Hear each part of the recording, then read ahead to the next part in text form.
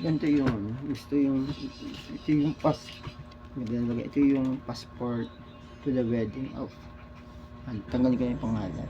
Ito yung gusto kong maging invitation. Ang galing eh.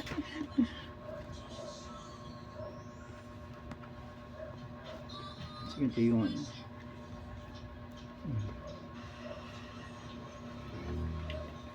galing yung passport to the wedding of galing.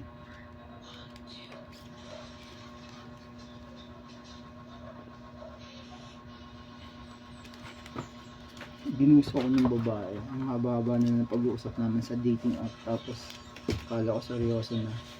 Ang pala hindi pa pala. Pero ngayon hindi naman ako talo dun. Ibig sabihin maganda yung attention ko. Pero siguro hindi siya para sa akin. Kaya hinayang ako. Pero ayun din. Please hanggang maagat. Hindi na humaba pa. Kaya tayo magtiwala sa chatting. Ay naka. Sayang. Taga Cavite pa naman siya. So, yun. Kagaya ngayon, katatapos ko lang mag-chat. Ayun ako minessage kung hindi interesado yung taong yun, yung kamag-anak ko, sa side ng tatay ko. Hindi ibig sabihin para talaga sa akin yung grocery yun. So, sayang. Sabi ko nga doon sa babae, puntahan niya ako dito, background ko, tapos family ko, kapit ko, ako, pagkatao ko, trabaho ko, at least may background siya, pero hindi siya interesado.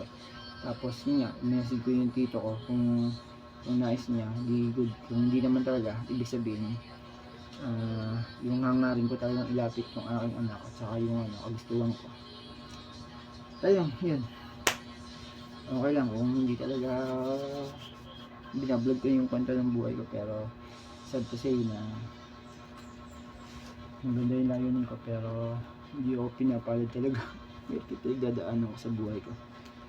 Okay lang, naging talo naman ako, pero feeling ko hindi rin ako natalo. That's it.